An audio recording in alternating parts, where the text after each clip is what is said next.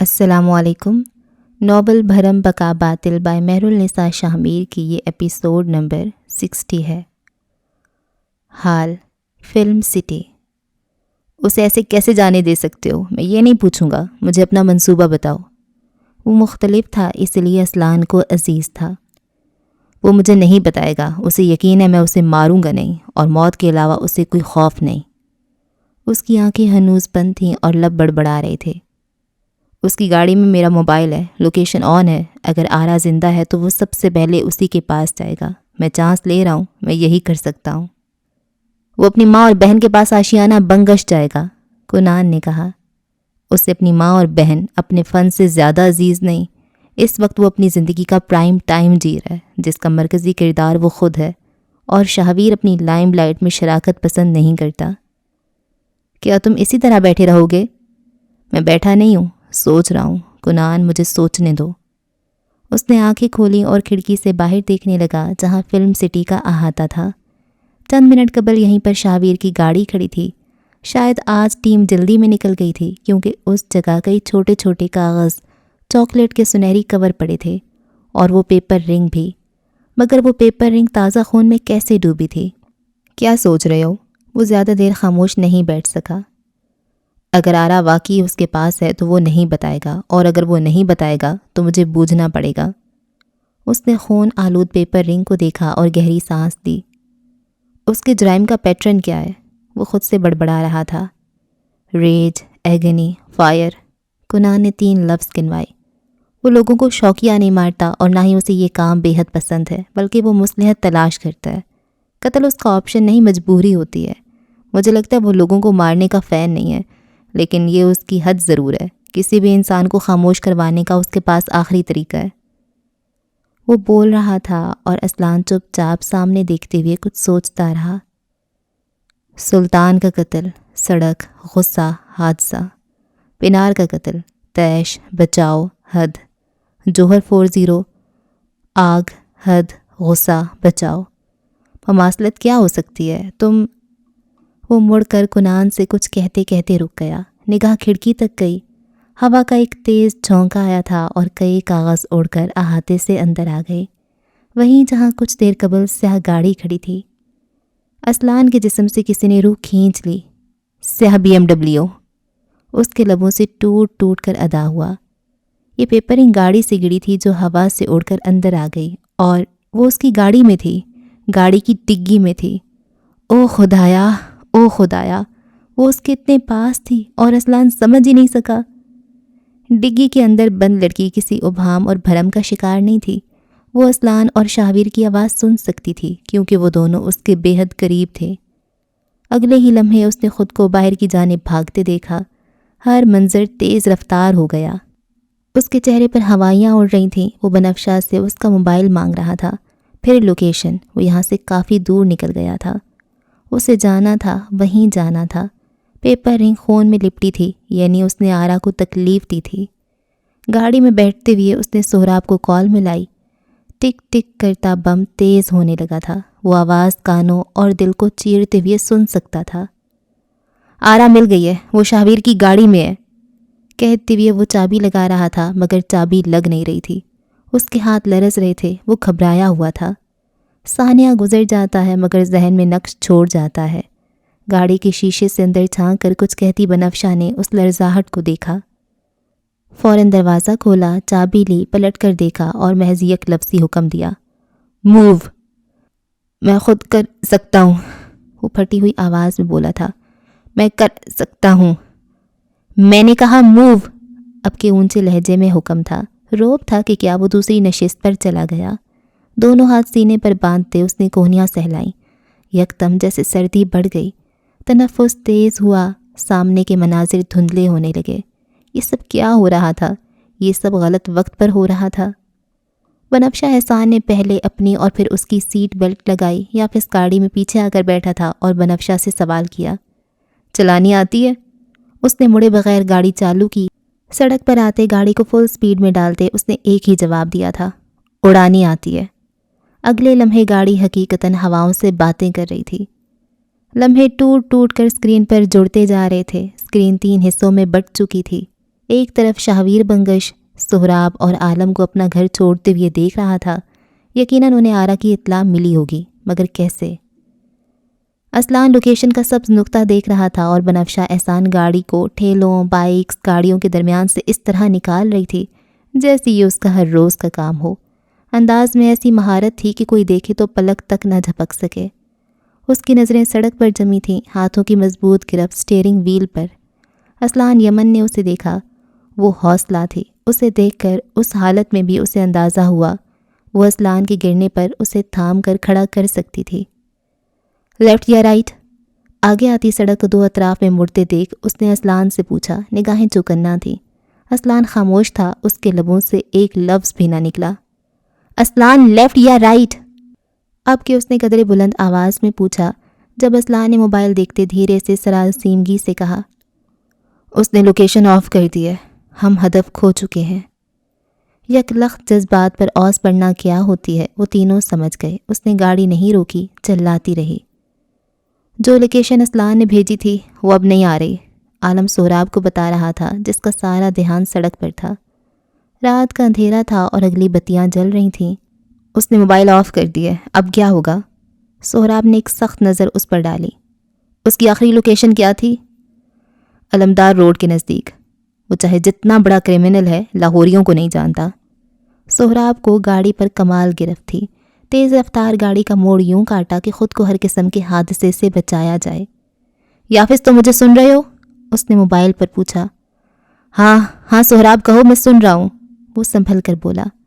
علمدار road سے دو راستے نکلتے ہیں، منصور خان روڈ پر میں ہوں، دوسرے روڈ پر تم لوگ گاڑی موڑو، بھولو مت لاہور کا چپا چپا ہمارا واقف ہے۔ اسلان خاموش تھا، اس کے ذہن میں کئی منظر تھے۔ شاویر کے ہاتھ پنار کی گردن پر تھے، وہ اپنے باپ کو کچھ پلا رہا تھا۔ وہ ایڈن برا میں تھے اور شاویر راج سے کہہ رہا تھا، لیٹ ہم ڈائی۔ یافس نے آگے کو ہو کر اسلان کے کندھے کو تھپکا۔ خدا تمہارے ساتھ ہے، ماضی کو حاوی مت ہونے دینا۔ اسلان، گاڑی میں سہراب کی آواز گونجی۔ تم میرے بیٹے ہو، میں نے اپنے بیٹے کو کھیلنا سکھایا تھا، ہار جیت کا غم نہیں۔ وہ رکا اور تحکم سے کہا، لڑو۔ اس نے سر ہلا دیا۔ وہ سمجھ گیا تھا کب کپاتے بدن کو ریلیکس کرتے۔ اس نے ایک لمبی سانس لی، پھر جب سڑک کی طرف دیکھا تو دھندلاتی بصارت ٹھیک، سہمی نگاہوں میں دلیری اور چہرے پر سپاٹ سختی۔ ایک جھٹکے سے اپنے بازو کا پلستر نوچ کر پھینکتے اس نے کس بل نکالے۔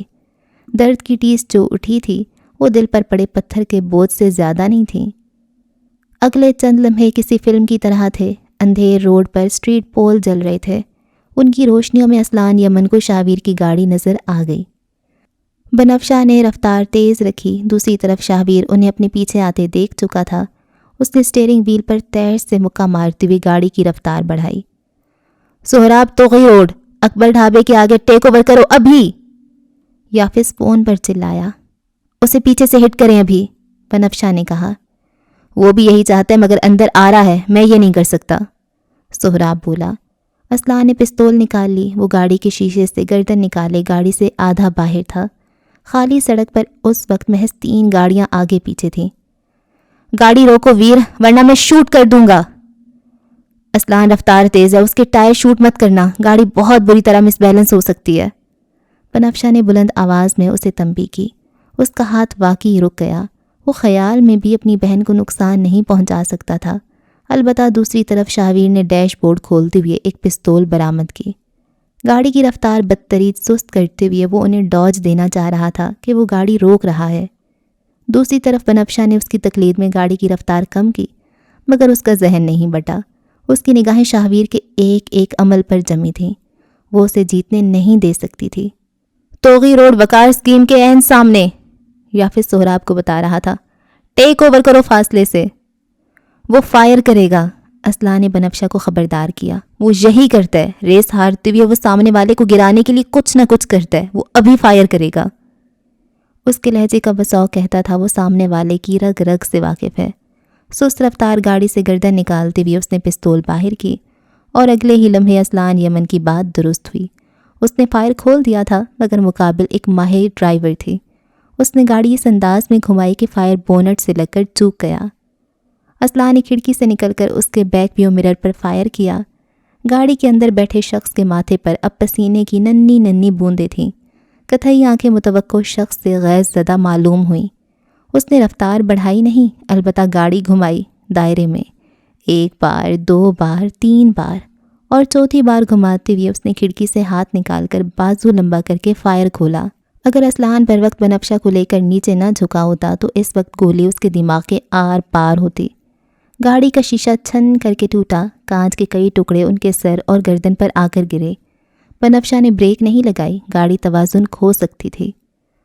اس کا دھیان اسی طرف رکھو، میں ٹیک اوور کروں گا، سہراب نے موبائل پر کہا۔ تم سب ٹھیک تو ہو؟ عورتوں کے سہارے کتنی جنگیں لڑو گے ناسا ہیڈ، وہ بلند آواز میں بولا تھا، اور ایک اور فائر کیا جو کہ شیشے سے اوپر والی جگہ پر آ کر لگا۔ بنفشہ جھکی ہوئی تھی، سٹیئرنگ پر ایک ہاتھ اس کا تھا اور دوسرا اسلان کا۔ رفتار آہستہ کرتے ہوئے اس نے گاڑی کی بریک لگائی۔ وہ دونوں نیچے جھکے ہوئے گہری سانس سے لے رہے تھے۔ بنفشہ نے تیر سے سر اٹھانا چاہا مگر اسلان نے اس کے سر پر ہاتھ رکھے اسے یوں ہی جھکائے رکھا۔ وہ اس کا ایک ہاتھ پکڑے ہوئے تھا۔ دونوں کے ہاتھوں میں کس کے ہاتھ کی لرزش زیادہ تھی، فیصلہ ناممکن تھا۔ پچھلی سیٹ پر جاؤ ابھی، اس نے سختی سے کہا اور اس کے کندھے میں کھبا شیشہ نکالا۔ وہ لب بھینچے ضبط کر گئی۔ اسلان صحیح کہہ رہا ہے بنفشہ، سیٹ پر ترچھا ہوا یافس بولا۔ پولیس کی گاڑی کا سائرن آس پاس بجنے لگا تھا، شاید کسی نے اس تصادم کی اطلاع دے دی تھی۔ مجھے سیدھا ہونے دو، میں اسے ہٹ کر سکتی ہوں۔ پچھلی سیٹ پر جاؤ بنفشہ۔ اسلان میں یہ کر سکتی ہوں، مجھے کمزور مت سمجھو۔ میں شاہویر کی سائیکی سمجھتا ہوں، وہ تمہیں میری کمزوری سمجھتا ہے، پیچھے جاؤ۔ وہ اب سنبھل چکا تھا، لہجے کا اعتدال واپس آ گیا تھا۔ میں نہیں جاؤں گی، میں اس سے لڑ سکتی ہوں۔ بنفشہ پلیز، اس کی سرگوشی نما آواز میں کی جانے والی منت کے آگے وہ ہتھیار گرا دیتی تھی۔ یوں ہی جھکے ہوئے سر کے ساتھ پچھلی سیٹ پر گئی اور اسلان نے ڈرائیونگ سیٹ سنبھالی۔ گاڑی سٹارٹ کرتے شاہویر کے آگے جا چکی گاڑی کا تعاقب کیا، رفتار بڑھائی اور اب دونوں گاڑیوں میں کچھ ہاتھ کا فاصلہ تھا۔ ایک ہاتھ سٹیئرنگ پر، دوسرے میں پستول اٹھائے اسلان نے شیشے سے بازو نکالتے فائر کیا۔ شاہویر کی گاڑی کا پچھلا شیشہ چھناکے سے ٹوٹا۔ اس نے تیزی سے پلٹ کر دیکھا، ڈرائیونگ سیٹ پر بیٹھے اسلان کی آنکھوں میں اترے ٹھہراؤ اور جبڑوں کی سختی کے آگے اس کا حلق خشک ہوا۔ تیزی سے گیئر بدلتے شاہویر کے بازو میں درد کا ابال اٹھا۔ جاڑے اور خون بہنے کے باعث اب ہار مان رہا تھا مگر شاہ تلال بنگش نہیں۔ یہاں اس نے گاڑی کی لین بدلنی چاہی، وہیں اسلان نے اپنی گاڑی موڑی اور سامنے سے آ کر اسے ٹیک اوور کیا۔ اپنی سواری ذرا سی ریورس کی اور ایک زوردار تصادم کے ساتھ اس کی گاڑی میں دے ماری۔ دونوں گاڑیوں کے شیشے بیک وقت ٹوٹے، بونٹ تباہ ہو کر کھل گیا۔ سیاہی اور مصنوعی روشنیوں میں پولیس کی گاڑی کا سائرن قریب آتا گیا۔ آس پاس دکانوں کے مالکین نکل کر آ گئے، جبکہ گاڑی میں موجود دونوں کی نگاہیں اب ایک دوسرے پر جمی تھیں۔ شاہویر کی مہنگی گاڑی اور اسلان کی سادہ سی سواری، دونوں کے بازو اپنی جگہ زخمی تھے۔ کھڑکیوں کے ٹوٹے شیشے دونوں کے کندھوں اور بالوں میں تھے، مگر آج باطل شکست کھا رہا تھا، آج وہ حق پر تھا، وہ خدا کے سہارے آیا تھا۔ گاڑی پیچھے لو، شاہویر نے جاتی سانسوں کے بیچ کہا۔ اس کی توانائی تمام ہو رہی تھی۔ اسلان نے گاڑی واقعی پیچھے لی، مزید پیچھے، اور پھر یکدم ریس دی۔ دونوں گاڑیوں کا خطرناک ٹکراؤ ہوا۔ دونوں طرف سے آوازیں بلند ہوئیں اور اس پل دائیں طرف سے ایک گاڑی آئی جس نے شاہویر کی گاڑی کو زور سے ٹکر ماری۔ وہ سہراب یمن کی گاڑی تھی، اس کے آگے اسلان تھا۔ دائیں طرف سہراب اور بائیں طرف کے اندھیرے میں سے نکل کر آتا عالم آ کر کھڑا ہوا۔ اس کے ہاتھ میں پستول تھی اور انگلی ٹریگر پر جمی تھی۔ شاہویر بنگش جکڑا جا چکا تھا، وہ صرف پیچھے ہو سکتا تھا۔ کیا وہ ہوگا؟ وہ گاڑی پیچھے لے گا، اسلان نے کہا۔ فائر بھی کر سکتا ہے، سر نیچے کرو، وہ گاڑی میں بیٹھے دونوں لوگوں سے بولا۔ اسلان وہ نہیں، یافس کے اگلے الفاظ اس کے منہ میں رہ گئے جب شاہویر نے گاڑی ریورس پر ڈالی، پستول اسلان پر سیدھی کی، مگر اسلان تیار تھا۔ اس نے اپنی پستول برق رفتاری سے اس پر تانی اور اس کے بازو کا نشانہ لیا اور فائر کیا۔ گولی اس کے سلامت بازو میں جا کر لگی۔ خون کے فوارے سمیت اس کی چیخ بلند ہوئی۔ درد ایسا شدید تھا کہ گاڑی پر اس کی گرفت نہ رہ سکے۔ بے دہانی میں اس کا پاؤں بریک پر لگا اور سر پوری شدت سے سٹیئرنگ وہیل سے ٹکرایا۔ کہاں سے وہ زخمی نہیں رہا۔ اسلان تیزی سے باہر نکلا، شاہویر کی گاڑی کا دروازہ کھولا، اسے گریبان سے پکڑ کر باہر سڑک پر پھینکا۔ اسے یقین تھا وہ موت کے آگے بے بس ہے۔ وہ لڑ سکتا ہے مگر تب نہیں جب سامنے موت ہو۔ اسے سامنے دیکھ شاہویر بنگش مصلحت چنتا ہے، ہر کائر یہی کرتا ہے۔ سڑک پر پڑے عدم وجود پر عالم نے تیش سے کوئی وار کرنا چاہا، جب سہراب نے اس کے کندھے پر ہاتھ رکھ کر اسے روکا۔ گرے ہوئے پر وار کرنا مردانگی کے خلاف ہے عالم۔ سڑک پر کئی روشنیاں تھیں، پولیس کی 2 گاڑیوں سے لوگ اتر رہے تھے، یمن خاندان کی گاڑیوں کی ٹوٹی ہیڈ لائٹ سے روشنی ہلکی ابھر رہی تھی۔ یہ رات کا پہلا پہر تھا، اکا دکا لوگ تماش بین تھے۔ اسلان نے کپکپاتے ہاتھوں سے ڈکی کا دروازہ کھولا اور اس کے سارے بدن پر کسی نے زہریلے کیڑے چھوڑ دیے جو اسے جگہ جگہ سے کاٹتے دل چیر کر اسے ختم کر گئے۔ اس کے ہاتھ رسیوں میں بندھے تھے، گھٹنے پیٹ کے ساتھ جڑے ہوئے اور رسی کمر تک جاتے ہوئے بند۔ وہ بے حد تکلیف دہ حالت میں گٹھڑی کی طرح سکڑی سمٹی باندھی گئی تھی۔ آرا، اسلان نے کپکپاتے ہوئے اسے پکارا مگر کوئی جواب نہیں آیا، کوئی جنبش نہ ہوئی۔ اس کی پلکیں بند تھیں، ہونٹ پپڑی زدہ، اور جسم کا سارا خون بہہ کر ڈگی کے ساتھ چپک رہا تھا۔ یہ اس کی آرا نہیں تھی، اس کی بہن ہو ہی نہیں سکتی تھی۔ اس کی آنکھیں ایسی نہیں تھیں، اس کی رنگت یہ نہیں تھی، اس کی مسکراہٹ یوں مدفن نہیں تھی، وہ یوں اس طرح خون نہیں بہاتی تھی۔ آرا، اسلان نے جھکتے اس کی گال تھپ تھپائے۔ اس کا ہاتھ خون آلود واپس آیا، لرزش بھری اور آنکھیں پھیلیں۔ اس نے اپنے کندھے پر دھکا لگتے محسوس کیا، وہ عالم تھا۔ اسلان کے آس پاس کی ساری آوازیں غائب ہوئیں۔ جو اس وقت بازو کی پرواہ کیے بنا لڑا تھا، اس کے جوڑ جوڑ کی توانائی ختم ہو گئی۔ کوئی لمبے بھورے بالوں والی عورت تھی جو اس کی بہن کی نبض دیکھ رہی تھی۔ ایک مرد بھی تھا جو اس کے ہاتھ کھول رہا تھا۔ اسلان کے کانوں میں ایک آواز پڑی، شی از الائیو۔ اسلان کا دل دھڑک کر رکا، وہ بچا لی گئی تھی۔ اسلان یمن کی زندگی میں ایک اور پچھتاوا نہیں لکھا گیا تھا۔ اس کے حواس یکدم بحال ہوئے، وہ سب کو ہٹاتے آگے آیا، جھک کر آرا کو بازوؤں میں بھرا، پٹھوں میں کھنچاؤ اترا اور زخمی بازو ٹوٹتا محسوس ہوا۔ ایک قدم ہی مڑا جب اس کی ہڈی کے بازو میں خون کا داغ بنا، اس کے زخموں سے خون رسنے لگا۔ عالم نے آگے بڑھ کر آرا کو اس سے لے لیا۔ پولیس اور ایمبولینس کی سرخ نیلی روشنیوں میں وہ لمبا مرد لب چباتا رہا۔ یہ وہی ظلم تھا جو آج سے 5 سال قبل اسلان یمن کے ساتھ ہوا تھا۔ اب 5 سال بعد وہی ظلم اس کی بہن کے ساتھ ہوا۔ یہ ہونا تھا۔ اس نے ظلم کے خلاف خاموشی سادھ لی تھی، وہ مایوس ہوا تھا، وہ شریک ظلم ہوا تھا۔ عالمگیر نے آرا کو ان کی گاڑی کی پچھلی نشست پر لٹایا اور پولیس کی طرف گیا۔ بنفشہ وہیں تھی، وہ اس کا سر اپنی گود میں رکھ رہی تھی، اس کی گال تھپ تھپا رہی تھی۔ سہراب اس کے ساتھ والی نشست پر تھا۔ اسلان نے اسٹیئرنگ وہیل پر اپنے ہاتھ جمائے اور گاڑی ہسپتال کی جانب موڑی۔ اس نے بیک مرر سے دیکھا، پولیس عدم شاہویر کو سڑک سے اٹھا رہی تھی، یافس اور عالم ان سے بات کر رہے تھے۔ اسلان یمن نے خاموشی سے نظریں پھیر لیں۔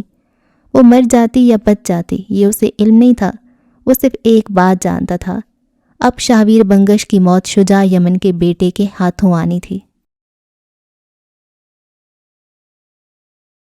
رات کے کتنے بجے کا وقت تھا اسے کوئی خبر نہیں تھی۔ ایک ادھیڑ عمر عورت تھی جس کا ہاتھ تھامے وہ چھوٹے چھوٹے قدم لیتی قبروں کے درمیان راستہ بنا رہی تھی۔ مدیحہ رضا کی ساری زندگی زبر تقسیم ہو کر رہ گئی تھی، اور المیہ یہ تھا کہ وہ گنت کے اس مضمون سے غیر آشنا تھی۔ وہ قدم رکھ کہیں رہی تھی اور پڑھ کہیں رہا تھا۔ تصور کے پردوں پر اس شخص کا چہرہ تھا جسے قسمت نے دیا اور لوگوں نے چھین لیا تھا۔ رویا نہ کرو یار، بری لگتی ہو، وہ اس کے کان کے پاس جھک کر کہہ رہا تھا۔ ساتھ آؤ گی؟ وہ پوچھ رہا تھا، شاید بتا رہا تھا کہ اس کے بنا کوئی سفر نہیں۔ مجھے لگتا ہے تمہاری موم مجھ سے الرجک ہے۔ تم موم کی فکر نہ کرو، ان کا بیٹا تم سے الرجک نہیں ہو سکتا۔ میڈی، ہو سکتا انہوں نے جھوٹ کہا ہو، اس کی ماں ہلکی آواز میں اسے سمجھا رہی تھی، مگر اس کی سماعتوں پر الہام کا پردہ چڑھ چکا تھا۔ یکدم سمجھ آنے لگا تھا ان آنکھوں کی وہ نرمی کہاں کھو گئی تھی، کیوں وہ لمس بس گوشت کا گوشت سے ٹکراؤ تھا، روحوں کا ملن نہیں، کیوں اسے شاہزید پاس محسوس ہوتا تھا مگر قریب نہیں، کیونکہ وہ اس کا زید نہیں تھا۔ وہ بہت دیر تک چپ چاپ اس کی قبر کے گرد بیٹھی رہی۔ شاہویر کے انتقام، اس کی بقا، اس کی زندگی، اس کے مسئلے، ان سب میں ہمارا کیا قصور تھا زید؟ بولی نہیں، بس سوچ میں مخاطب ہوئی۔ اس کی ماں دور کھڑی ہوئی، کئی ساعتیں خاموش رہیں، پھر یکدم اس کی آنکھوں میں وحشت اتر آئی جو منہ ٹوٹا اور اس کی جگہ رنج نے لے لی۔ اگلے ہی لمحے وہ چھوٹے بالوں والی لڑکی بلک بلک کر رو رہی تھی۔ اس کی ماں چہرے پر ہاتھ رکھے اسے دیکھے گئی اور وہ جیسے ہر ضبط سے آزاد ہو گئی۔ وہ چیخ رہی تھی، بلند آواز میں روتے روتے چیخ رہی تھی، اپنے حلق پر ہاتھ رکھتے درد سے بلبلا رہی تھی۔ اس جتنا نقصان تو کسی کا نہیں ہوا تھا۔ اس کی ماں نے اس کے کندھوں پر ہاتھ رکھا مگر وہ اپنے حواسوں میں نہیں تھی۔ اس پر ہذیانی کیفیت طاری تھی۔ شاہ زید طلال اس کی آدھی زندگی، اس کا بہترین دوست اور سامع تھا۔ اس کے رشتہ دار نہیں تھے کیونکہ زید تھا۔ اس نے کبھی دوست نہیں بنائی کیونکہ زید تھا۔ اس نے کبھی کسی سے مسئلے، خوشیاں اور تکلیف نہیں بانٹی کیونکہ زید تھا۔ اور اب جب وہ نہیں تھا تو اسے لگا ساری دنیا یکدم خالی ہو گئی ہو۔ مدیحہ رضا کے لیے کوئی رہا ہی نہیں۔ یہ اللہ کی مرضی تھی۔ خاموشی اور راز تو اس کی اپنی مرضی تھے نا ممی۔ اس نے میرے ساتھ دھوکہ کیا۔ تم جھوٹے تھے، تمہاری آنکھیں بھی جھوٹیں اور تمہارے لفظ بھی۔ تم نے مجھ سے زیادہ محبت اپنے بھائی سے کی تھی۔ ایسے نہیں کہتے میڈی۔ کیوں نہیں کہتے ممی؟ اس کو سوچنا چاہیے تھا میرا کیا ہوگا۔ میں نے تو زید کے علاوہ دنیا ہی نہیں دیکھی۔ اس نے جو کہا، جیسے کہا، میں تو کرتی چلی گئی۔ پھر اس نے میرا کیوں نہیں سوچا؟ اس کی بھیگی پلکیں، ان پر ٹھہرے آنسو۔ وہ ہوتا تو صاف کرتا، پوروں سے چن لیتا، مگر اب ایسا نہیں ہوگا۔ میں پاگل ہو جاؤں گی ممی، میں سوچ سوچ کر پاگل ہو جاؤں گی۔ کیا ہوا تھا، کیسے ہوا تھا، کیوں ہوا اور اس قدر بڑھ کیسے گیا؟ میں زید کے بنا کیا کروں گی؟ میرا کیا ہوگا؟ وہ ہوتا تو بتاتا شروعات کہاں سے ہوئی تھی۔ اس روز جب وہ شاویر کے ساتھ لال یمن گیا تو یہ دوسری بار تھا۔ وہ پہلی مرتبہ اپنے پھولوں کے ساتھ لوٹایا جا چکا تھا اور آج دوسری مرتبہ وہ اپنے بھائی کے ساتھ آیا تھا اس کی جان بچانے کے سامان کرنے۔ جب اس نے پہلی بار اسلان یمن کو دروازہ کھولتے ہوئے دیکھا۔ ہیلو ارسل، مجھے دراصل سہراب سے ملنا تھا۔ زید نے چونک کر شاہویر کو دیکھا۔ وہ اسے ارسل کیوں پکار رہا تھا؟ اس کی آنکھوں میں وہ عجیب سی پرت کیوں تھی؟ وہی جو وہ طلال کے سامنے جھوٹ کرتے وقت چڑھا لیا کرتا تھا۔ اس نے اسلان کی اڑی ہوئی رنگت بھی دیکھی تھی۔ یہ کوئی مداحی لمحہ نہیں تھا، وہ اس تاثر کو پہچانتا تھا۔ اس میں خوف تھا، بے انتہا خوف۔ ایک اگر لکھاری اور اداکار تھا تو طلال بنگش کا دوسرا بیٹا جاسوس تھا اور اس نے اس پل ان دونوں کے درمیان ایک گہرا تعلق محسوس کر لیا تھا۔ فی الحال وہ ہر شے کو جھٹکتا اپنا وہم گردانتا آگے بڑھا، مگر اسے اسلان یمن کا چہرہ کچھ یاد تھا، بلکہ اسے پوری طرح یاد تھا۔ شاویر کی ہونے والی بیوی کا بھائی تھا، کیا وہ اس کا نام بھی یاد نہیں رکھ سکا؟ سہراب سے ملاقات کے بعد راہداری میں اس نے اسلان کی آنکھوں میں وہ تاثر ایک مرتبہ پھر دیکھا۔ اس خوف کی مقدار بڑھ چکی تھی مگر وہ اب بھی وہیں تھا۔ شاہویر کی نگاہوں کا محظوظ سا تاثر وہ بھی وہیں تھا۔ وہ اپنے بھائی کی آنکھیں پڑھ سکتا تھا، اتنا تو اسے بھی آتا تھا۔ تم اسے پہلے سے جانتے ہو؟ تھوڑی دیر بعد گاڑی میں بیٹھتے ہوئے اس نے شاہویر سے پوچھا تھا۔ کسے؟ اسلان یمن کو؟ میں کیسے جانوں گا؟ وہ الٹا حیران ہی ہوا۔ کیوں؟ وہ تمہارا کلاس فیلو نہیں تھا؟ اس نے ہوا میں تیر نہیں پھینکا تھا، چاہے 4 برس گزر چکے تھے مگر وہ اسلان یمن کو پہچان گیا تھا۔ شاہویر کی رنگت فک ہوئی، وہ بہت دیر تک کچھ کہہ نہیں سکا۔ بہت پرانی بات ہے، میں بھول بھی گیا، تمہیں کیسے یاد ہے؟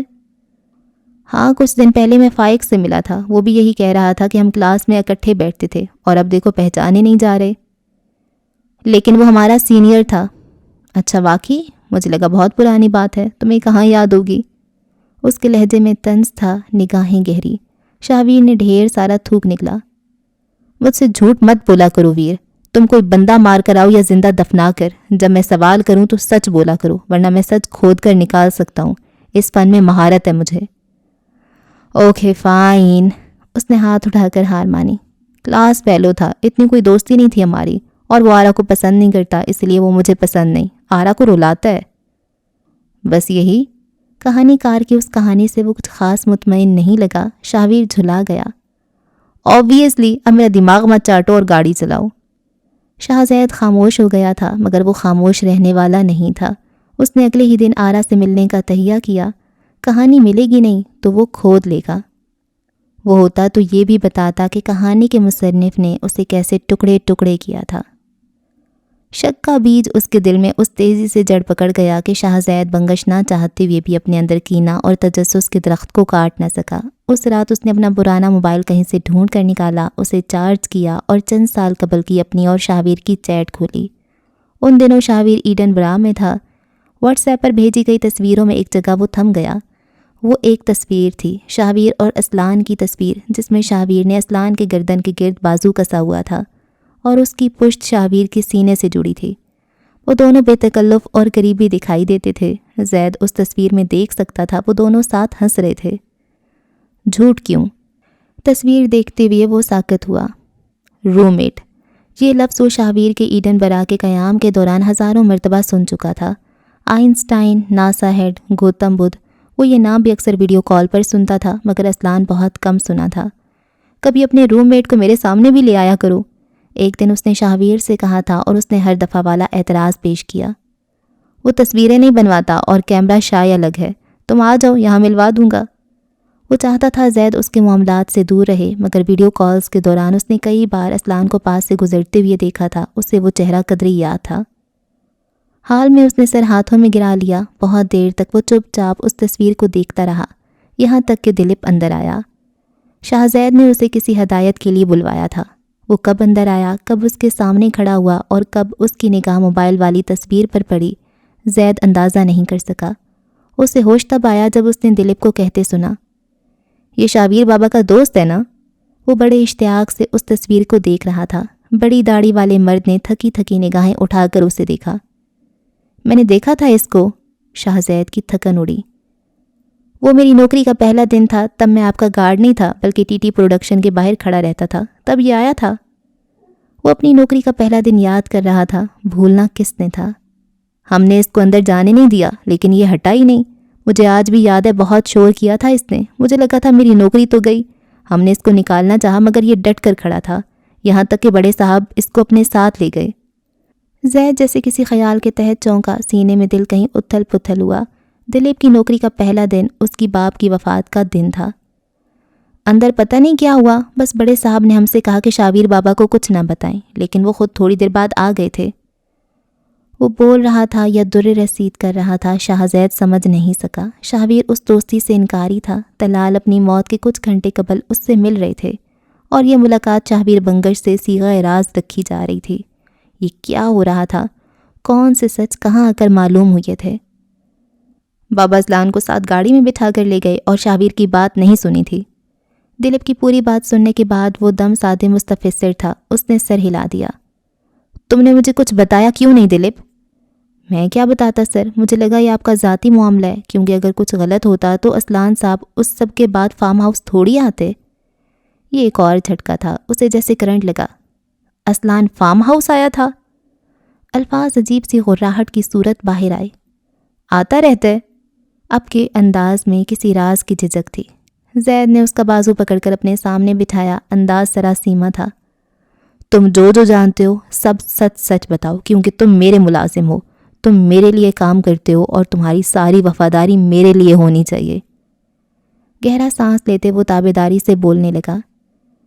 6-7 ماہ کے دوران اسلان صاحب فارم ہاؤس آتے ہیں، شاہویر بابا یا پھر مسز بنگش ان کو کچھ بیگز دیتے ہیں اور وہ لے جاتے ہیں۔ مجھے لگا وہ شاہویر صاحب کے دوست ہیں اور ان کا کوئی کام کرتے ہیں۔ دلیپ کا اعتماد بحال ہو چکا تھا اور اب وہ بنا رکے بول رہا تھا۔ اسلان کے فارم ہاؤس کے چکر، وہ سفید بستے، مسز بنگش سے اس کی ملاقاتیں، اور وہ بے دھم ہو رہا تھا۔ وہ بنگشوں کا سیاہ سفید کرتا تھا، وہ ان کے بینک اکاؤنٹس کے اعداد بڑھاتا تھا، مگر کیا صرف یہی؟ جاتے وقت ان کے پاس جتنے بستے ہوتے ہیں اس سے زیادہ بستے واپس لائے جاتے ہیں، وہ پیسہ ڈبل کر کے لاتے ہیں۔ اسے یوں لگا جیسے کسی نے اس کے جسم میں لاتعداد سوئیاں چبھو کر اسے سینے کے بل لٹا دیا ہو، اور ہر ایک سوئی کی منزل اس کا دل ہو۔ باپ، بھائی، ماں، اسے کتنے لوگوں نے دھوکے دیے تھے، اگر دیے تھے تو سب اب کیوں معلوم ہونے لگے؟ دلیپ، اس نے کس آزردگی سے پکارا، بس وہی جانتا تھا۔ مجھ سے جھوٹ مت بولنا۔ میں بول سکتا ہوں کیا؟ اس کا محافظ وفادار تھا۔ زید نے خاموشی سے سر نیچے گرا دیا۔ آنکھیں بہنا چاہتی تھیں مگر وہ لب بھینچ گیا۔ ابھی نہیں، ابھی بالکل نہیں۔ دلیپ کے کیے ہوئے انکشاف وہ کسی طرح سہار گیا، مگر اگلے روز مانجھی پور میں جو انارہ تارون نے اس سے کہا تھا وہ الفاظ اس کی ساری زندگی کا تیا پانچا کر چکے تھے۔ یہ الفاظ صرف ایک بھائی کے متعلق نہیں تھے، یہ انکشاف ایک سائیکوپیتھ قاتل کے متعلق تھے۔ اس نے 13 سال کی عمر میں اپنے دادا کا قتل کیا تھا۔ وہ 26-27 سال کی عمر میں کیا کیا کر سکتا تھا، زید ونگش یہ سوچنا بھی نہیں چاہتا تھا۔ وہ ہوتا تو یہ بھی بتاتا کہ یہ تجسس اس کی زندگی کا سب سے بے چین تجسس تھا۔ تھرڈ ویلر بنو گے؟ میرون سویٹر اور سفید سلیکس میں نک سک سے تیار شاویر اس کے کمرے کے دروازے پر کھڑا تھا۔ اس کے وجود سے اٹھتی خوشبو پل بھر میں سارے کمرے کو معطر کر چکی تھی۔ موڈ نہیں، اس نے بغیر دیکھے کہا، گردن جھکی رہی۔ مجھ پر نظر رکھنے کا موقع گنوا رہے ہو سویٹ ہارٹ۔ وہ مسکرا رہا تھا۔ زید نے نگاہیں اٹھا کر اسے دیکھا، وہ مسکرا بھی نہ سکا۔ اسے اب شاویر کی ہر مسکراہٹ پر شبہ تھا، اس کے ہر قدم پر شک۔ یہ چند روز اس نے کس اندرونی خلفشار میں گزارے یہ بس وہی جانتا تھا۔ اس روز وہ پہلی دفعہ قبرستان آیا تھا، طلال کی موت کے بعد پہلی دفعہ۔ بہت دیر تک گھٹنے سینے سے لگائے وہ خاموشی سے آسمان میں تکتا رہا۔ مٹی کا یہ ٹیلا وہ آج بھی دیکھ نہیں پایا۔ آپ میرے لیے سوچوں اور زاویوں کے ایسے پہاڑ چھوڑ کر گئے ہیں جنہیں سر کرنا میرے لیے ممکن نہیں ہے بابا۔ اس کی آواز میں تکان تھی۔ ہر مصیبت، تکلیف، ضرورت پر اگر اس نے کسی شخص کی سمت دیکھا تھا تو وہ طلال تھے۔ ماں، بڑا بھائی، بہن، یہ محض تعلقات رہے تھے۔ اس کی محبت طلال اور شاہویر تھے، اور آج وہ دونوں مختلف طریقوں سے ہی صحیح مگر اس سے جدا ہو چکے تھے۔ میرے پاس بہت سارے سوال ہیں، باتیں ہیں، کیا ہے، میں آپ کو کیا بتاؤں؟ اس نے لمحے بھر کا توقف کیا۔ وہ مجھ سے چند منٹ چھوٹا ہے، لیکن میں نے اس کا خیال ایسے رکھا جیسے وہ میری اولاد ہے، میرا بچہ۔ اب لگتا ہے وہ کوئی ایسا بچہ تھا جسے شیطان ہمارے بیچ چھوڑ گیا اور اس نے سارے میں تباہی مچا دی۔ اس نے سب ختم کر دیا۔ ویر وہی تھا کیا بابا؟ ایسے پوچھا جیسے خود لا علم ہو۔ کئی دنوں سے جمع کیا انتشار اور آنسو پگھل کر بہہ گئے، اور وہ آنکھوں پر ہاتھ رکھے بچوں کی طرح بلک بلک کر رو دیا۔ اسے یہ کلک کھا رہا تھا کہ اس بھیڑیے کو دیا گوشت اس کا اپنا تھا۔ وہ شیطان کی شر کی طویل عمری میں اس کا اپنا ہاتھ بھی تھا۔ کاش اس نے 13 سالہ شاویر کو معاف نہ کیا ہوتا۔ کاش وہ اس کی جگہ ڈاکٹر زبیر کے پاس نہ گیا ہوتا۔ کاش کاش کاش۔ آپ مجھے بتا سکتے تھے، آپ کو مجھے گھر بلانے کا انتظار نہیں کرنا چاہیے تھا بابا۔ آپ… اس کے الفاظ ٹوٹ گئے۔ گلے میں ایسے رنج نے جڑ پکڑی کہ وہ زخم ہو کر رہ گیا۔ آپ کو مجھے بتانا چاہیے تھا بابا، میں نے اتنے سال سراب کی نظر کر دیے۔ زیدو؟ شاہبیر کی متفکر آواز پر اس نے بے بسی سے آنکھیں میچ لیں۔ وہ جھاڑیاں ہٹاتا، سنبھل کر قدم رکھتا آگے آ رہا تھا۔ زید نے اسے اپنے آگے بیٹھتے ہوئے دیکھا۔ کیا ہو گیا یار؟ مجھے ملازم نے بتایا تم قبرستان گئے ہو، بہت دیر ہو گئی تو میں خود دیکھنے آ گیا۔ اس نے ننھے بچے کی طرح اسے خود سے لگا کر اس کے سر کو چوما، کندھے تھپ تھپائے۔ ایسے نہیں روتے، بابا اچھی جگہ پر ہیں، میں ہوں نا۔ وہ اس کے بال چہرے سے ہٹا رہا تھا، پیار سے اسے سمیٹ رہا تھا۔ میں ہوں نا، ادھر دیکھو، میں تمہارے ساتھ ہوں۔ اس کا لہجہ، الفاظ کچھ نیا نہیں تھا، مگر آج سب نشتر کی طرح چبھ رہا تھا۔ اپنے ہی سیاد کے بازوؤں میں روتے ہوئے زید اتنا بے بس تھا جس کی کوئی حد نہیں تھی۔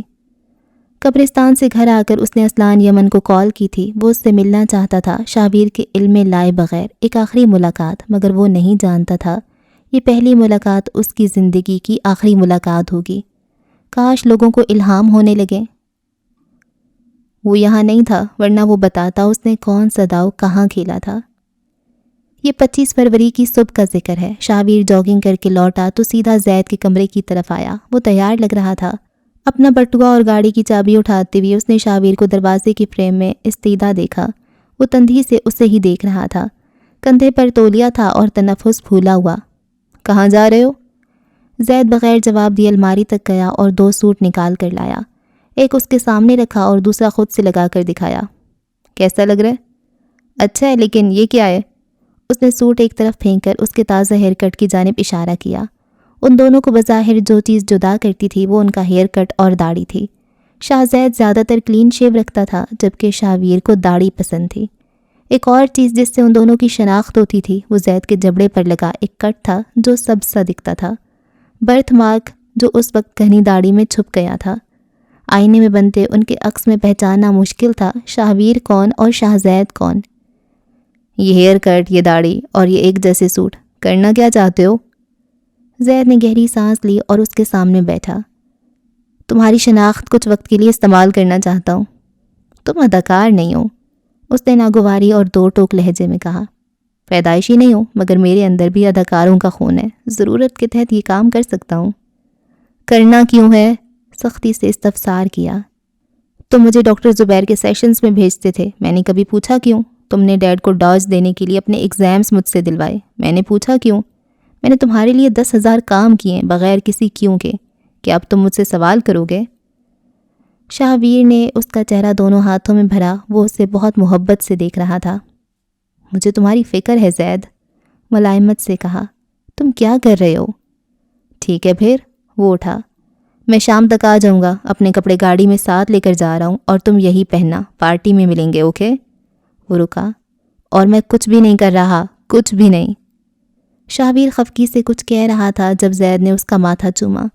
ہمیشہ والا تقدس اور محبت، اسے شاہویر سے یہی محسوس ہوتا تھا، چند لمحوں بعد نہیں ہونا تھا، یہ الگ بات تھی۔ وہ الوداع کہہ رہا تھا، یہ آخری ہوگا۔ اسے نہیں پتہ تھا مدیحہ کے لیے پیغام چھوڑتے وقت وہ آخری ہوگا۔ اسے اپنے ساتھ نہ لے کر جاتے ہوئے بھی اسے یہ نہیں معلوم تھا یہ آخری دفعہ ہوگا۔ وہ نہیں تھا، ورنہ وہ بتاتا اس کے اپنے داؤ نے کس طرح اسے باندھ کر مارا۔ ہوٹل کے اندر سے شاہویر کے بلند آواز میں بولنے کا شور تھا، وہ عالمگیر سے جھگڑ رہا تھا، اور ہوٹل کے پارکنگ ایریا میں شاہ زید بنگش کی سیاہ BMW آ کر رکی۔ وہ ابھی پنڈی سے لاہور پہنچا تھا۔ اس نے لباس تبدیل کر لیا تھا، مگر پورا دن پنڈی میں سرف کرنے کے بعد وہ اس وقت اتنا تھکا ہوا تھا کہ اس نے نشست کی پشت پر پڑا کوٹ تک نہیں اٹھایا۔ دلیپ کا پیغام آیا تھا، اس نے اسلان کو اندر بھیج دیا تھا اور اب وہ آگے کے لیے ہدایت مانگ رہا تھا۔ زید موبائل پر انگلیاں چلاتے ہوئے اندر کی طرف جا رہا تھا، اس کا ڈرائیور اب تک پارکنگ میں ہی تھا۔ اسکرین کے درمیان یکدم درار پڑی، ایک طرف زید تھا اور دوسری طرف شاہویر، جو اسلان کی آمد سے ٹھیک 2 منٹ قبل گیلری میں داخل ہوا تھا۔ اس کے موبائل پر کوئی کال آ رہی تھی جو اسے اٹھانی پڑی۔ وہ عالم سے لڑ کر پولیس کو کال کر کے باہر آیا تھا۔ اس نے سخت تیش میں آتے ہوئے کوٹ اتارا، یوں کہ ڈھیلا لگا بروچ نیچے گر گیا۔ ٹائی ڈھیلی کرتے کوٹ وہیں گیلری کی اختتام میں پھینکا۔ کیا کری ہو تم یہاں؟ وہ موبائل پر غرایا۔ اگر 2 منٹ کے اندر اندر یہاں سے غائب نہیں ہوئی تو تمہارا اگلا ٹھکانہ اس شہر کا سب سے بڑا قبرستان ہوگا۔ وہ اسی عورت کے پیغام کی وجہ سے پارٹی اور فساد چھوڑ کر آیا تھا۔ اس کا ماضی، اس کی وہ گرل فرینڈ جس سے اس کے تعلقات کی ویڈیوز اور تصاویر تھیں، ایسی تصاویر جو اسے تباہ کر سکتی تھیں، تصاویر کے ساتھ ساتھ ایک ابارشن رپورٹ۔ شاہ زید بنگش گیلری کے اندر کھڑے اسلان کو دیکھ سکتا تھا۔ یہاں کیا کر رہے ہو ناسا ہیڈ؟ سیاہ چوغے والا اسلان یمن اس آواز پر منجمد ہو گیا، حلق میں گرہیں لگیں اور وہ مڑ بھی نہ سکا۔ گیلری کے عین بیچوں بیچ اس کے قدموں میں کوئی زنجیر سی پڑ گئی تھی۔ تمہیں کیا لگا تھا تم میرے بھائی سے روابط پڑھاؤ گے اور مجھے خبر بھی نہیں ہوگی؟ یہ انداز، یہ طرز تخاطب اسلان یمن کھڑے کھڑے برف ہونے لگا۔ وہ مڑا، خالی خالی نگاہوں سے اسے دیکھا۔ چند لمحے ان دونوں کے درمیان گھمبیر خاموشی رہی۔ اسلان مر کر بھی دوبارہ پیدا ہو کر آ جاتا تو اسے یقین نہ آتا کہ اس وقت سامنے کھڑا شخص شاہویر نہیں، شاہ زید ہے۔ اور تمہیں یہ خوش فہمی کیوں تھی کہ تم میری بہن کے قریب آؤ گے اور میں تمہیں زندہ چھوڑ دوں گا؟ خوف زائل ہو گیا۔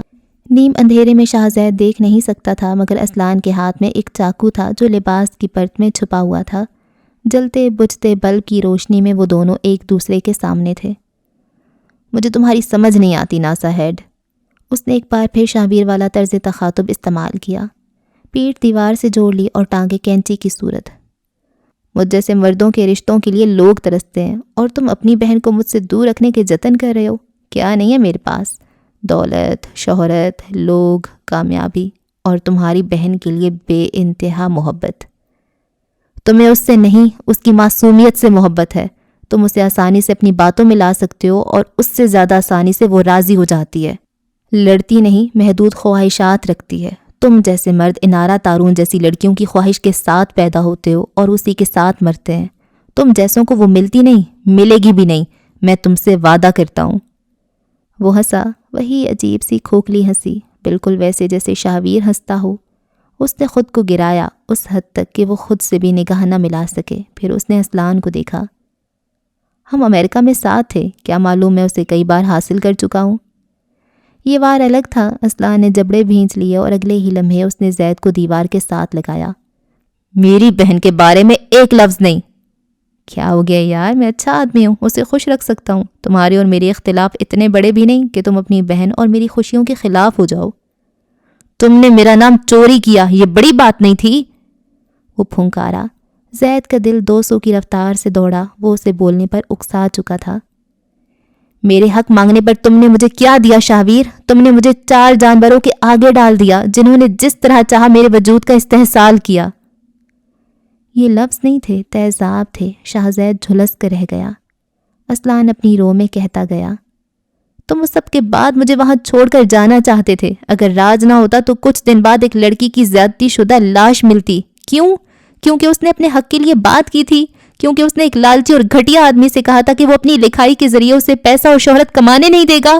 اور تم، اس کی آنکھیں بہہ رہی تھیں، حلق دکھ رہا تھا اور منہ سے الفاظ نہیں کف نکل رہا تھا۔ تم نے اس پر بس نہیں کی، تم نے دوبارہ میرے ساتھ زیادتی کروائی، تم نے پنار کو مارا۔ اسلان کی گرفت اس پر بڑھی، اگر نہ بھی بڑھتی تو اس کا سانس رک ہی جاتا۔ وہ اس وقت سامع تھا جس کی قوت گواہی سلب شدہ۔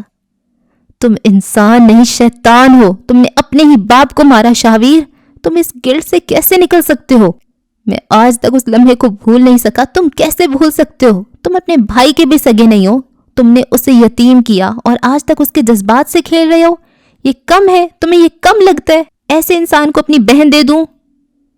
وہ چیختے چیختے تھک گیا تھا۔ اپنے سر کو دونوں ہاتھوں میں تھامتے ہوئے اس نے بھیگی آنکھوں سے اسے دیکھا جو اب تک شوق کی نہ جانے کس کیفیت میں تھا۔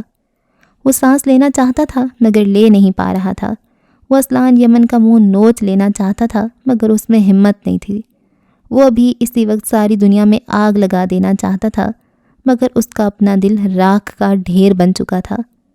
وہ چند لمحے اسلان کو دیکھتا رہا اور پھر اس کی آنکھ سے 2 آنسو ٹوٹ کر اس کے گال پر بہہ گئے۔ اسلان ان آنسوؤں کی وجہ نہیں سمجھ سکا۔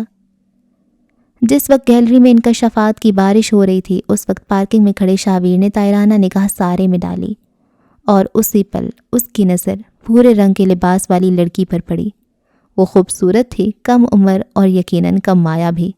شاہویر اسے دیکھتے ہوئے آگے آیا اور اسے گاڑی کے ساتھ لگایا۔ اوقات بھول گئی ہو اپنی یا یاد دلاؤں؟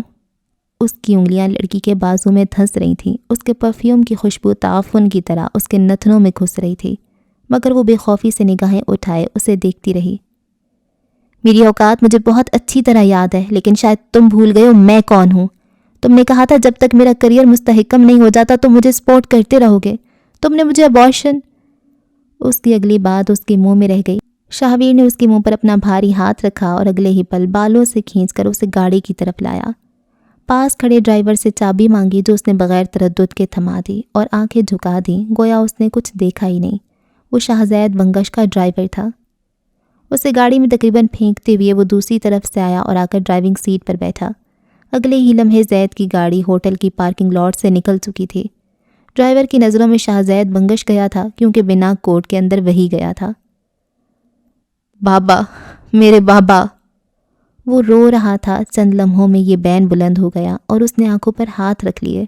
ایسی تکلیف، ایسا کلک تو آج تک نہیں ہوا تھا۔ یہ ڈرامہ تم نے اس وقت بھی رچایا تھا۔ تم مکر باز ہو، مجھ پر تمہارا ایک بھی آنسو اثر نہیں کرے گا۔ میں زید سے ملوں گا اور اسے ایک ایک بات سچ سچ بتاؤں گا۔ یہ بھی کہ تمہاری آج تک کی ساری کامیابی چوری شدہ ہے۔ یہ بھی کہ تم نے میرے ساتھ کیا کیا۔ اگر تم دوبارہ آرا کے قریب آئے تو میں تم سے تمہاری ساری دنیا چھین لوں گا۔ اندھیرے تمہارا سب سے بڑا خوف ہے، میں یہ بات اچھی طرح جانتا ہوں۔ شاہزید ہنوز گردن جھکائے ہوئے تھا۔ وہ آنسوؤں پر بند باندھتا تو گھاؤ میں جلن اٹھتی تھی۔ وہ جلن سہارنے کی صحیح کرتا تو ہر ریاضت مٹی مٹی۔ شاہویر تلال بنگش نے واقعی اسے باندھ کر مارا تھا۔ اسلان کو اس کے رونے سے فرق نہیں پڑا کیونکہ تلال کی موت کا ذکر شاہویر پر بھی اسی طرح کا رنج طاری کرتا تھا۔ وہ ہوتا تو بتاتا کس طرح وہ مرنے کے بعد بھی مارا گیا۔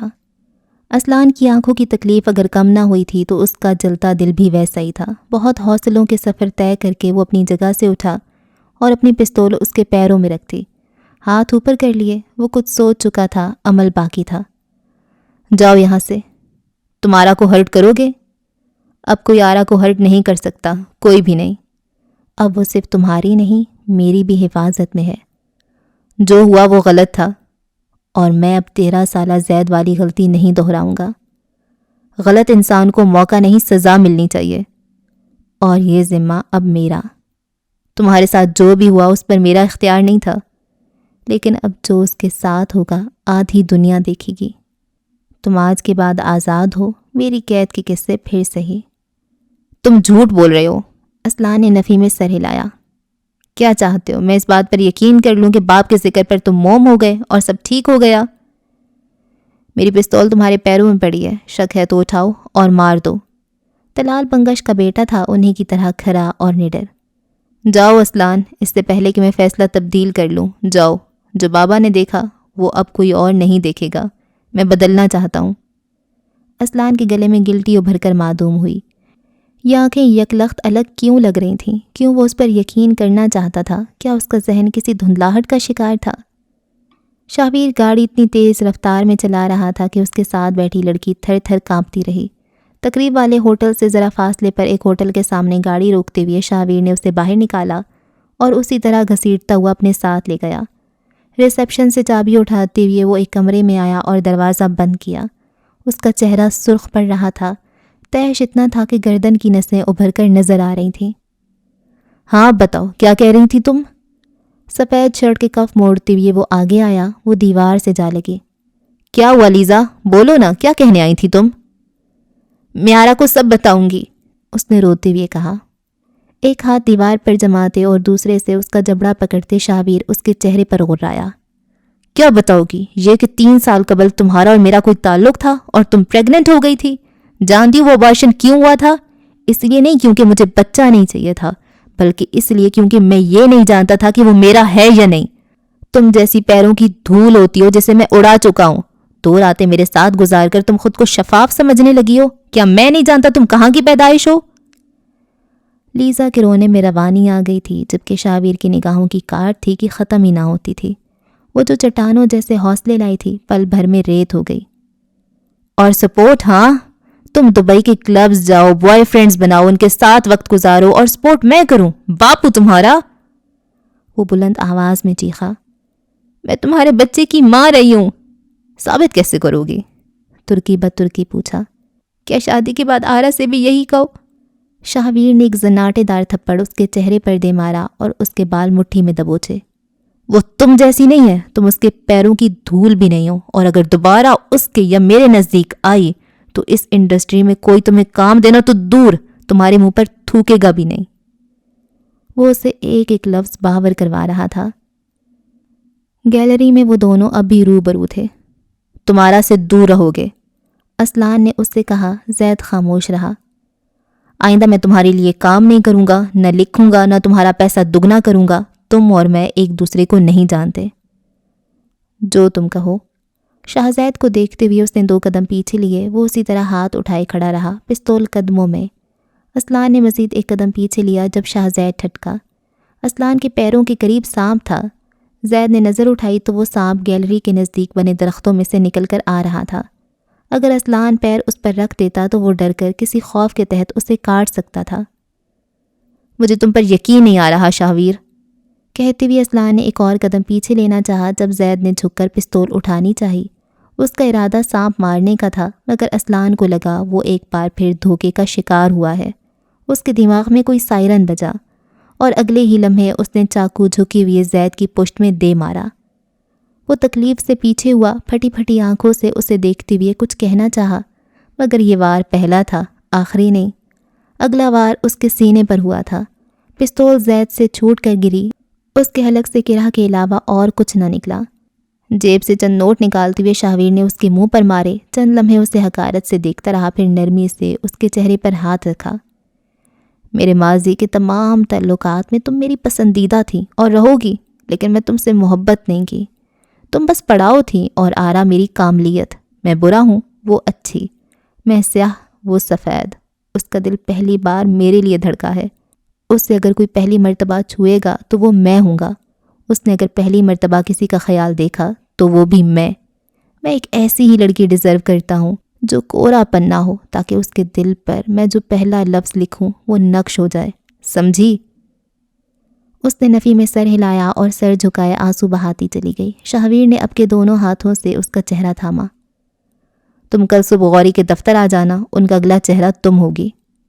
لیزا نے بے یقینی سے سر اٹھا کر اسے دیکھا۔ شاہویر نے اسی نرمی سے سر ہلایا۔ کہا نا تم ماضی میں میری پسندیدہ رہی ہو۔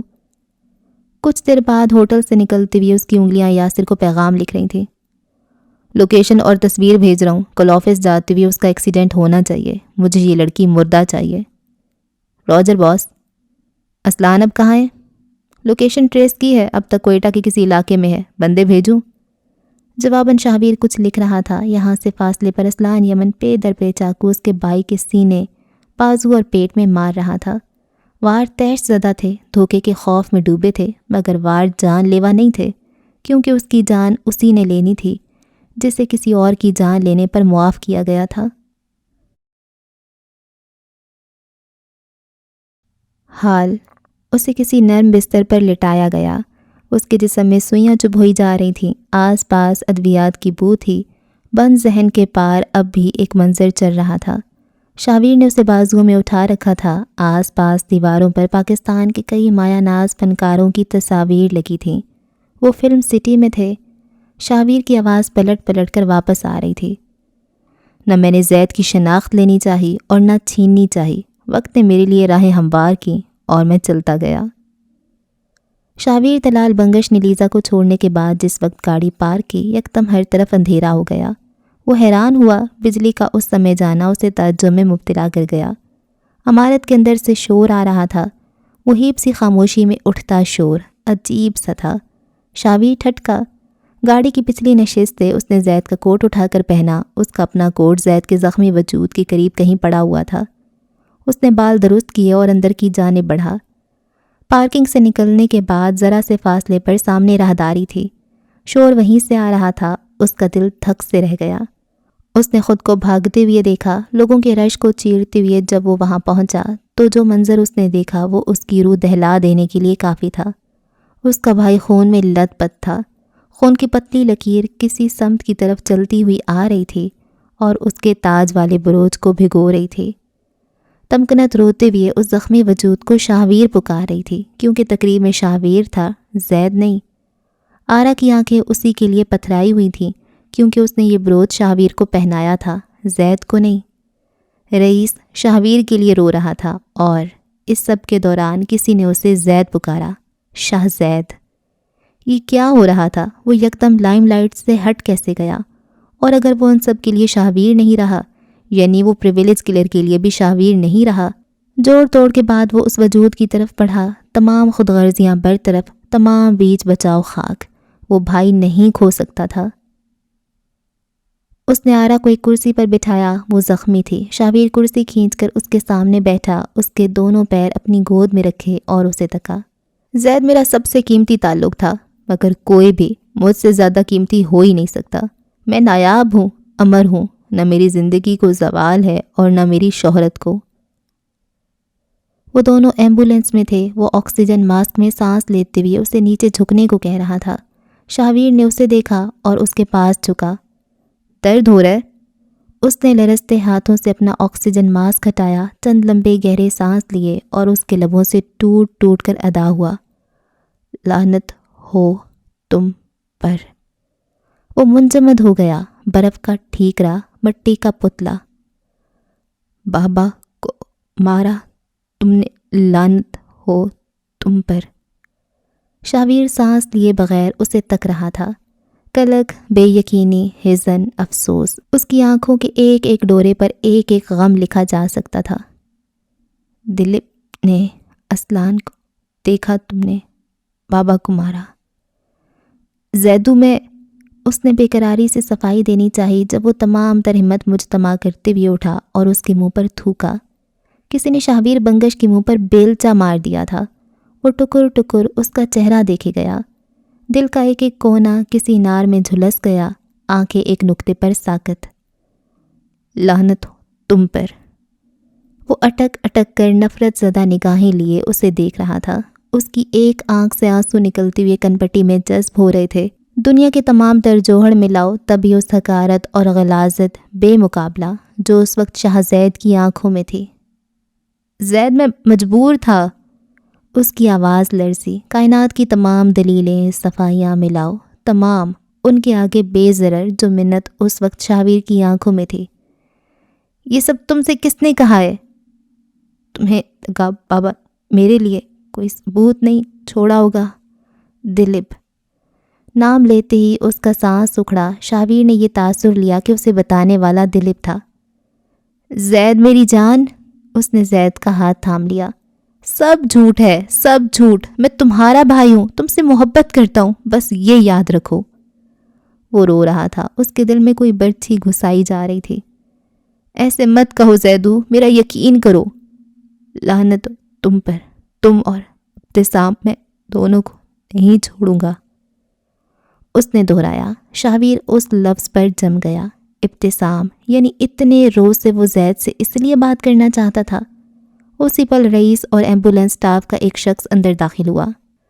نمک کے مجسمے نے کف نکالتے شخص کے چہرے پر آکسیجن ماسک دوبارہ لگایا، اب کہ وہ ہٹا بھی نہیں سکا۔ دل کا درد اتنا شدید تھا کہ اس کے آنسو بہتے رہے اور لبوں سے آہ برآمد ہوتی رہی۔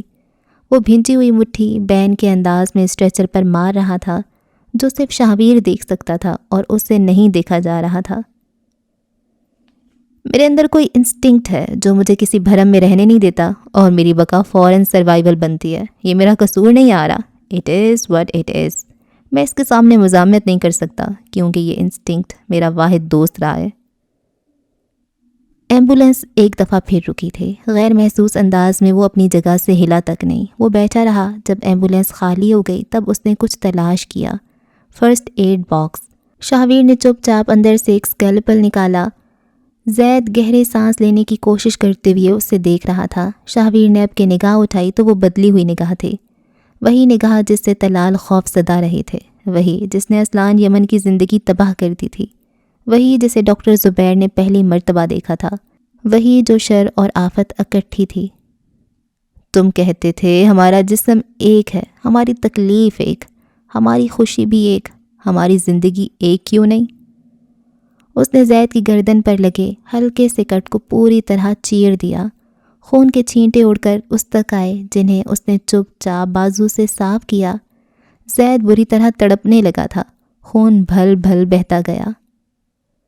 تم اب آرام کرو، اس دنیا کے لیے تم بہت سیدھے تھے زید، میں نہیں ہوں۔ مکاروں کی اگر کوئی صف بنائی جائے گی تو اس صف میں شاویر بنگش کو سب سے پہلے کھڑا کیا جائے گا۔ میں آج وہیں کھڑا ہو رہا ہوں۔ تمہارا انتقام مجھ پر لازم ہے، لیکن سمجھنے کی کوشش کرو، تم مر گئے تو مجھے زندگی ملے گی۔ آئی ایم سوری، لیکن تم بھی تو مجھے بچانا چاہتے تھے نا؟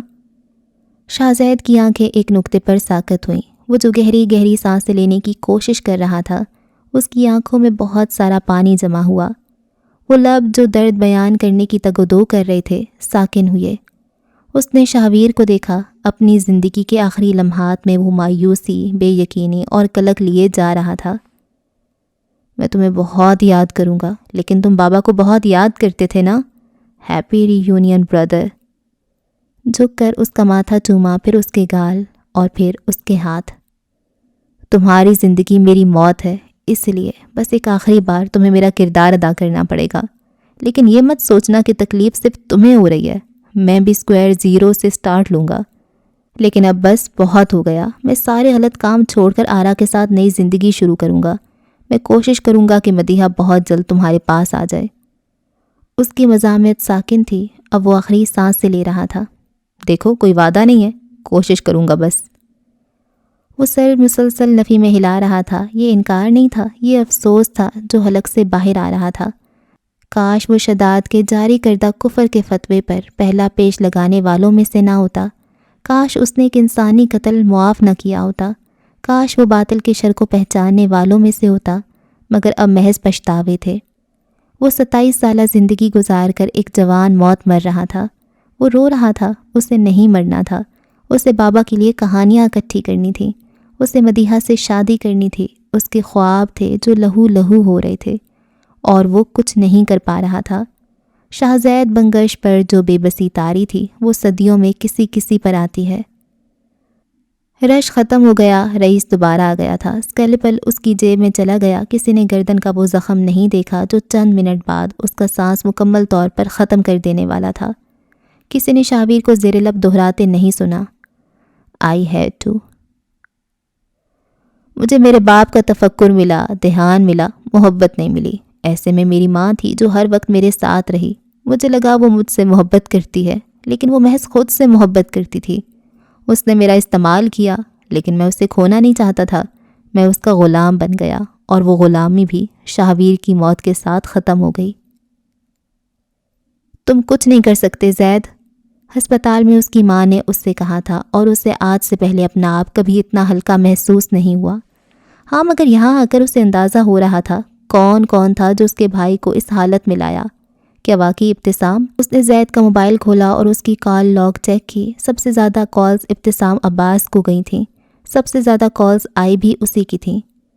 وہ دونوں کسی مختلف معاملے پر بات کرتے رہے تھے۔ وہ 10 دفعہ پیدا ہو جاتا تب بھی اسے اسلان پر شک نہیں ہو سکتا تھا، کیونکہ وہ یہاں نہیں تھا۔ شاہویر اس کہانی میں مرکزی کردار خود کو سمجھے ہوئے تھا، مگر اسے علم نہیں تھا پلاٹ، کردار، کہانی اور مرکزیت بدل چکی ہے۔ مجھے بس ایک غم تھا، میری شہرت، میری وہ زندگی جس میں میرے پاس سب تھا، وہ اب واپس کیسے ملے گی؟ لیکن خدا نے مجھے سب واپس کیا، سود سمیت۔ وہ قبرستان سے نکل رہا تھا جب اس کی تنظیم کے کئی کارکن باہر کھڑے تھے اپنے میر کارواں کے لیے۔ اسکرین، کیمرہ، لوگ، اسے سب دوبارہ مل رہا تھا، بس صورت بدل کر، نیا کردار بن کر۔ کئی پبلشرز نے اس کے مسودے مسترد کر دیے کیونکہ اسے ایک مرڈر مسٹری لکھنی نہیں آتی تھی، اسے جرائم لکھنے نہیں آئے۔ ٹھیک، درست، اس رات مگر اپنے بھائی کی جان اپنے ہاتھوں سے لینے کے بعد وہ اسی کی لاش پر رونے کو تیار تھا، وہ اس کے لیے آواز اٹھانے کو بھی تیار، وہ اپنی زندگی کی سب سے بہترین پرفارمنس دینے کو تیار تھا۔ وہ اپنی بدنام زمانہ شہرت اس کے نام کر کے اپنی شہرت اپنے نام لینے کو بھی تیار تھا۔ ہسپتال کے پلنگ پر لیٹی لڑکی کی آنکھیں بند تھیں، نشاور ادویات کے زیر اثر اب وہ بس سانس لے پا رہی تھی، نہ جانے کب تلک۔ اسی ہسپتال کے دوسرے کمرے میں ڈاکٹرز شاہویر بنگش کے بازو سے گولی نکال رہے تھے۔ راہداری میں بیٹھا اسلان یمن بس وقت کی ٹک ٹک سن رہا تھا، سینہ خون آلود، بازو زخم، اور دل وہ ساکن تھا۔ میں کیوں؟ عالمگیر کی آواز ہلکی تھی، مستفسر مگر عجیب۔ میرال کیوں؟ میرا بچہ ہی کیوں؟ تم سب یمن سے میری ذاتی پرخاش رہی ہے، مگر میرال اور تمہارا بچہ، میں انہیں واقعی نہیں مارنا چاہتا تھا۔ اس کے چہرے پر تکلیف کے آثار تھے۔ لیکن قدرت نے جو کام مجھے دیا ہے اس میں مجھے کچھ قربانیاں دینی ہوتی ہیں۔ میرال میری قربانی تھی جو مجھے دینی پڑی۔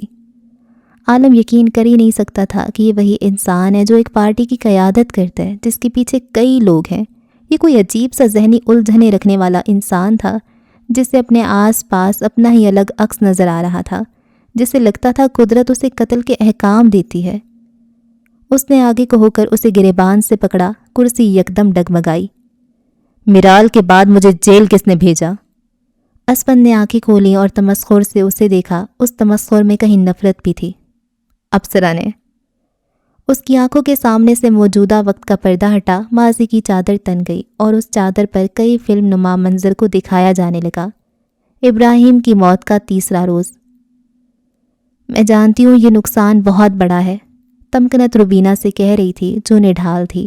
اس کی ساکھ تباہ ہو چکی تھی، بیٹا رہا نہیں تھا۔ تم یہ انتخابات ہاری ہو، مگر اگلے ہارنا یا جیتنا تمہاری اپنی مٹھی میں ہے۔ روبینہ نے تھکی تھکی نگاہیں اٹھا کر اسے دیکھا۔ مطلب؟ لوگ بیٹے اس لیے نہیں مانگتے کہ ان کا جسم کسی قسم کی نمائش میں لگایا جا سکے اور لوگوں کو بتایا جائے کہ ان کے گھر مرد پیدا ہوا ہے۔ لوگ بیٹے مانگتے ہیں کیونکہ مرد بار ڈھونے والا ہوتا ہے۔ مرد وہ ہوتا ہے جس پر ذمہ داریاں ڈال دو تو پوری کرتا ہے۔ تمہارے پاس اب بھی ایک مرد ہے۔ وہ معذور ہے، اس نے چبا چبا کر کہا۔ اس کا اشارہ سجاد انصاری کی جانب تھا۔ اسفند معذور نہیں ہے۔ تمکنت کا انداز بھی اس سے کچھ مختلف نہیں تھا۔ روبینہ تھم گئی۔ وہ جو 18 سال کی عمر میں انہیں الوداع کہہ گیا تھا، کیا وقت پڑنے پر اسے بلانا درست تھا؟ وہ بھی تو ایک مرد ہے، تمہارا اور سجاد کا بیٹا، تمہارا اپنا خون۔ مجھے اس کی شکل بھی نہیں دیکھنی، وہ غرائی۔ یہی الفاظ میں نے بھی رئیس کے متعلق کہے تھے کیونکہ وہ اپنے باپ کا پرتو تھا، مگر وہ میرا دایاں بازو بنا۔ ٹی ٹی پروڈکشن مجھ سے زیادہ اس پر انحصار کرتا ہے۔ اولاد سے محبت ہو نہ ہو انہیں وقت پڑنے پر استعمال کر لینا چاہیے۔ تمکنت بنگش جاتے جاتے اس کے ذہن میں کچھ بھر گئی تھی۔ اس رات کئی سال بعد اسفند انصاری کو روبینہ کی طرف سے کال کی گئی۔ وہ ایک سیمینار میں تھا، مشرق میں خواجہ سراؤں کے حقوق کے لیے ہونے والا ایک سیمینار۔ لیلا اور رابعہ اس کے ساتھ تھیں۔ میں چاہتی ہوں تم پاکستان آ جاؤ، بغیر کسی رسمی علیق سلیق کے کہا۔ اسفند کی گرفت ٹیلی فون پر سخت ہوئی۔ میں نہیں آنا چاہتا۔ وہ چند پل خاموش رہی۔ اسفند کو لگا شاید وہ اس کی بات سمجھنے کی کوشش کر رہی ہے، مگر تم چاہتے ہو میں دنیا کو بتاؤں کہ تم نے 15 سال کی عمر میں ایک قتل کیا ہے؟ آپ ایسا نہیں کریں گی، اس نے تیر سے کہنا چاہا، مگر وہ بے بسی سے کہہ گیا۔ اس عورت نے بچپن سے لے کر جوانی تک اسے اس حد تک توڑا تھا کہ اس کے سامنے وہ لہجہ جوڑتا تو خود ٹوٹ جاتا۔